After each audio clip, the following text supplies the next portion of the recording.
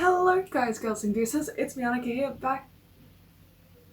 I'm in my school unit. Wait. This is a school video, isn't it? Go on, click full screen. What is YouTube? YouTube is a multi-platform app. It's able to play on various devices at whatever time, all at once. To think, all you need is a Wi-Fi connection. Not just that, but the amount of different content on YouTube that pulls the viewer in, and you can just watch whatever you feel like watching. For example, struggling with focusing or need some prompts to help with your English essay? Search it up on YouTube and you'll be met with multiple results connecting to your search. Or what if you're not studying and you're just bored? You want to watch something funny? Just searching the word funny will come up with endless videos. Hey, if you've been on YouTube long enough, it'll even base a search on things you've liked and watched previously. For example, here is me searching funny on a completely new account versus me searching it on my personal account, in which I use almost every day. You can see within the first 3 videos, the answers completely differ, as in my personal account recommended 12 funniest stand-up comedy routines, a video I've watched and replayed prior. Whereas the new account recommended funny fail compilations, etc. As well as being personalised to you, it's also a very interactive platform. Commenting, posting, streaming, all can be done on just this one app. You loved the points made in this video? Give it a like. Don't want to see this type of content? Click not interested. Not a fan of this creator? Click don't recommend this channel. Maybe you don't like the video in particular. Dislike it. Love this little kitten and want all of your friends to see it? Click share, copy link, then post it on Facebook with zero context. Thanks, Mum. Stop doing that. Hey, maybe you just want to show your appreciation for a creator. Comment your undying love for them. All of these things are completely different from what our parents and even us as kids grew up with. Remember TV? Me neither. Of course I'm kidding. I'm a media student who takes vitamin D tablets because I don't go out in the sun enough. So obviously I was a TV kid. Getting home from school, you'd turn on the TV, flipping through countless channels, hoping to God that Channel 99 was still playing an old Disney TV show because you were too poor to afford Foxtel, just to be disappointed that you missed it and now all that's on is Everybody Loves Raymond.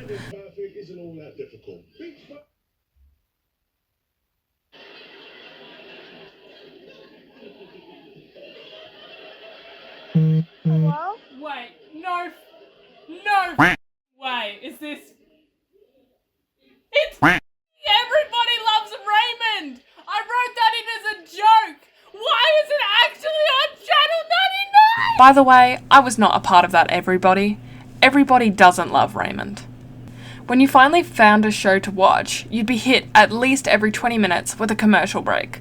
Unlike YouTube, where ads are either 5 to 30 seconds long, and most of them being skippable, on TV, you'd have to sit through around 8 non-skippable long-ass ads on things you couldn't care less about. Although, dare I say, the ad campaigns usually worked. Because our little minds were being force-fed all these ads every 20 minutes, you began to remember them. 1300655506 or From National Tiles. Or for some reason that postnatal depression one. I was in a cafe the other day with him and I wanted to just get up and leave him.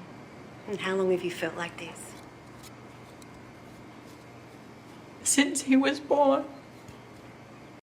Even though I haven't watched TV in around 4 years, the ads I grew up watching still live in my mind rent-free.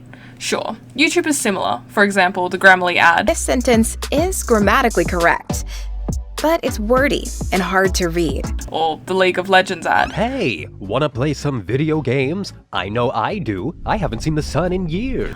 All I vaguely remember, but it always led to the inevitable skip. Something else that people probably forgot about is TV catalogs, or TV guides. Instead of YouTube, where if you want to watch something, you just search it up, skip the ad and watch it.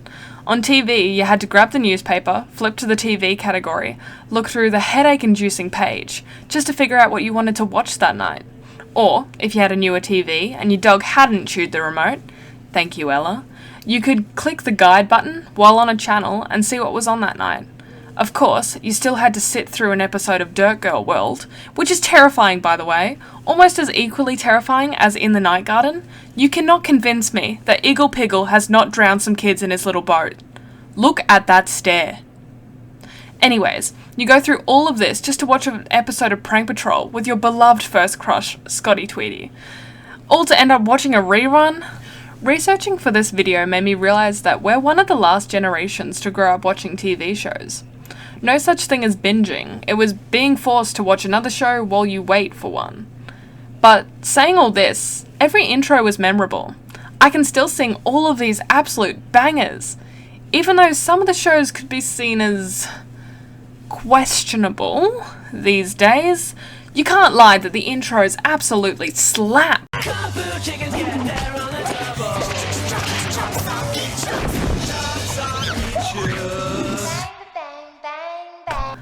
I was literally at work the other day and I started chanting, "Mr. Maker, Mr. Maker," or watching an intro because it vaguely looked familiar and unlocking all of these memories of a show you used to love. It makes me think, is it the same for the kids these days? All the kids' YouTube channels are adults practically yelling at you, talking stupidly with wide eyes, asking you to subscribe. The thumbnails using bright colours, usually bringing up the hue to make it more eye-catching, so the young viewers will click on it. Other problematic things are family channels, where parents shove cameras in their kids' faces, making them create content all non-consensually. Or even if it is consensual, it's manipulative, especially if the kid content is bringing in income. All things that young children don't understand and will continue to support. Content creators taking advantage of their young audience, saying, "If you buy my merch, you're a true fan," making the kid feel inferior without having the merch, and eventually forcing their parents to buy it for them as a birthday present. Furthermore, adding to the income that these kids' channels are receiving, in which they constantly pump out these poorly made, dim-witted videos, all of which have very little for kids to learn from. Moving away from kids' content, YouTube has an extreme amount to offer. As I mentioned before, you can find almost anything on YouTube. Of course, it has to go through all these verifications, notices, and copyright checks to make sure it's safe for viewing. But still following all this, you can make money off YouTube, and a lot of it at that. Take Tommy In It, for example. His views and subscribers have absolutely skyrocketed in these last couple years. Based on his Social Blade, a site that shows estimations of people's earnings, calculations, and their daily, weekly, monthly growth, shows that just weekly he gains about 100,000 subscribers, and his monthly earnings at a high point would be around 78 grand. And that's just for his main YouTube channel. It's not including his side channel, Twitch, TikTok, or brand deals. That's insane. Or, for a more realistic example, let's use my channel directly. There's a couple things you need before gaining AdSense. You need at least 1,000 subscribers and 4,000 hours watch time. After getting these, you need to sign up for a Google AdSense account, which is completely different, and I won't be going into that today, but just for reference, just waiting for it to be in review and getting approved takes around 4 months. After getting all of this done, you can start posting videos to earn money. You get monetization options. For example, you can earn money from a video from video advertising, aka the ads that show up between videos. The longer the viewer watches the ad or clicks the link from the ad, the more money you can earn. The other option is shopping. You can add merch links or shop links to your video and they'll show up in the description. And finally, supers. Basically, they're like little stickers and pop-ups that people can buy in chat when you're live streaming. There are other ways to earn money from YouTube, but they're the main three. But let's focus more on the ads for a sec. By clicking on the analytics, you can see the average views, watch time, loss or plus of subscribers, and of course, your estimated revenue. You can only earn money if a video you're posting falls into the ad-friendly content guidelines. Ah, the love of my life. Or the thing that makes me want to end it all when the backing track I used wasn't copyright free. As it said it was.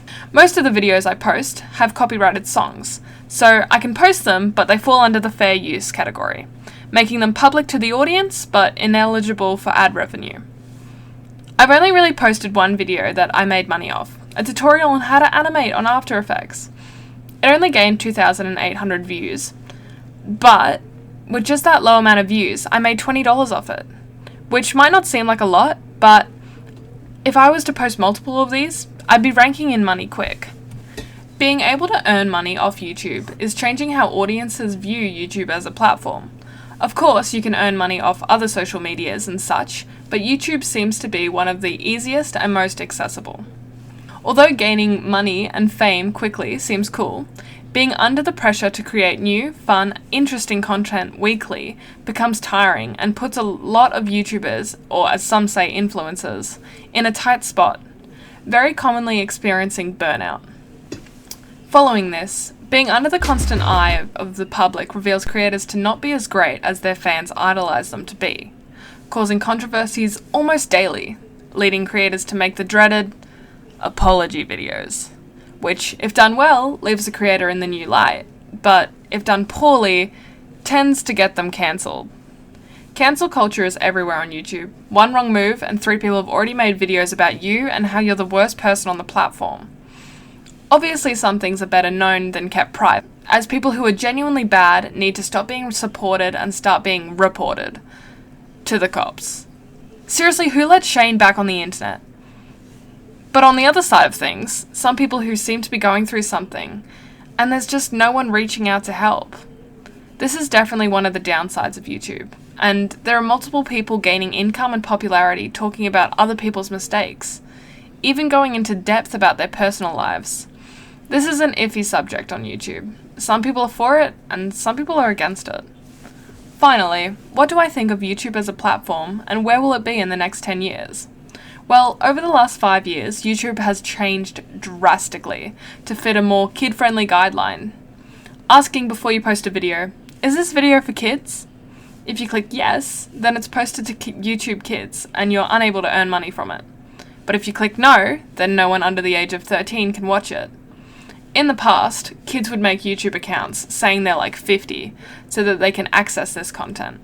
But even more recently, YouTube has set it so you have to verify your age and identity with ID, making it much harder to access those types of older content, which is good, but a little annoying for someone who has no ID and can't even watch the same video she watched when she was 10 because it's restricted now for having mild gore. I cannot even. So, what do I predict? Well, I believe that YouTube will split into 3. YouTube Kids, age range 0 to 12, which shows basically the same thing as it does now, not too many changes, but hopefully less manipulative merch advertisement. YouTube Teens, which will be for 13 to 17-year-olds. It'll show more mature content, have mild swearing, and more action gaming videos, with YouTubers like Markiplier. Then YouTube Adults, which you have to be 18 plus for. Have less restrictions and high-level swearing, but nothing too inappropriate. Thank you for listening to my essay. I'm surprised your attention span lasts